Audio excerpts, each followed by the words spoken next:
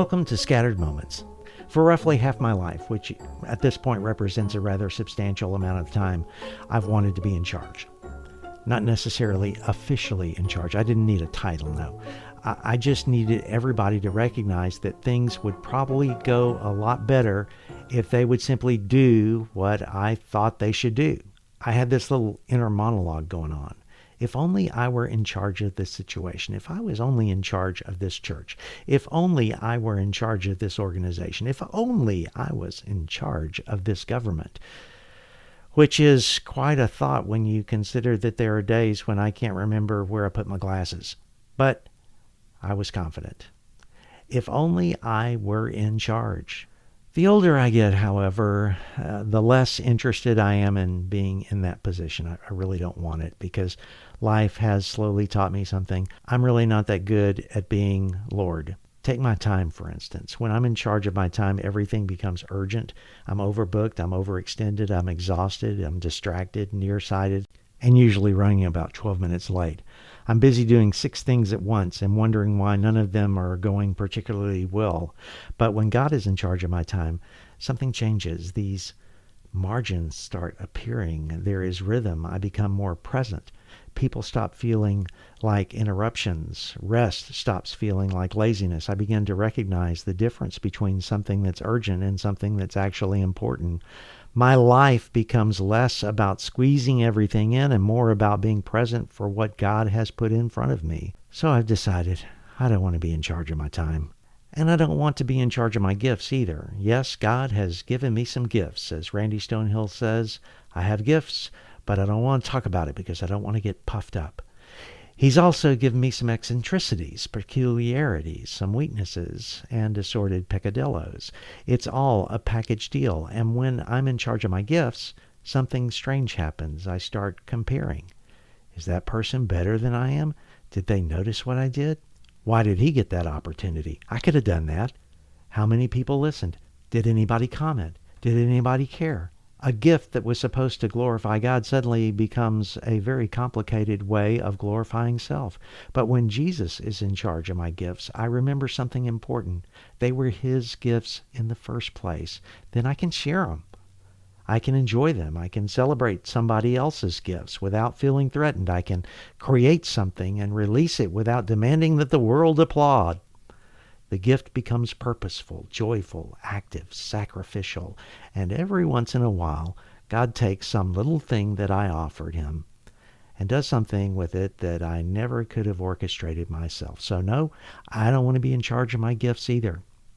And while we're handing things over, let's talk about money. When I'm in charge of money, I get a little strange. I worry, I hoard, I calculate, I become fearful. I can become amazingly generous in theory. I have given away millions of imaginary dollars. Actual dollars require considerably more discernment because when I believe it's my money, scarcity starts whispering, what if you need that? What if something happened? What if there's not enough? And suddenly my hands start closing. And when Jesus is in charge, generosity becomes an adventure. I become resourceful, willing, courageous. Sometimes even that scary kind of generosity, the kind where you give something away and immediately think, was that wise? And somewhere underneath the nervousness, there's this little bit of joy because you know you've stepped into something larger than a financial transaction. You've stepped into faith. And sometimes, inexplicably, provision comes from somewhere you never expected. So I'm learning I don't want to be in charge of my money and certainly don't want to be in charge of my emotions because when I'm running those, everything depends upon circumstance. Good news, I'm wonderful. Bad news, everything is terrible. Someone compliments me, it's the greatest day of my life. Someone criticizes me, I begin to mentally compose my defense before they finish the sentence. When I'm in charge, my emotions can become reactive, defensive, bitter, shame-filled, unforgiving, and disconnected. But when Jesus is Lord of my emotions, they don't disappear. They become honest, truth-based, grace-filled. I can grieve without despairing. I can be angry without becoming cruel, and I can be cruel. I can admit that I'm hurting without somebody else paying for it. I can celebrate without needing to possess. I can forgive. I can listen. I can be empathetic. My emotions don't have to be hidden. They simply don't get to sit on the throne. And that brings me to something even bigger, my story. Oh, I definitely wanted to be in charge of that. I wanted to decide how everything turned out. I wanted to choose the chapters. I'd prefer to select the characters.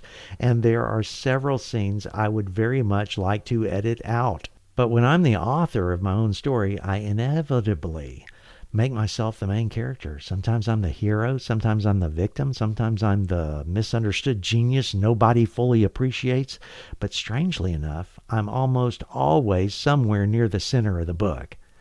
That's a terrible place for me to live. Because when Jesus authors this story, suddenly even the chapters I would have deleted can have meaning. Failure can become redemption. Heartache can become compassion. Waiting can become preparation. Weakness can become dependence. The story becomes bigger than me. There's a thread running through it. Grace. And somehow God can take these scattered moments, the beautiful ones, the embarrassing ones, the painful ones, even the ones that I seem to have absolutely wasted, and he can weave them into something that points beyond me.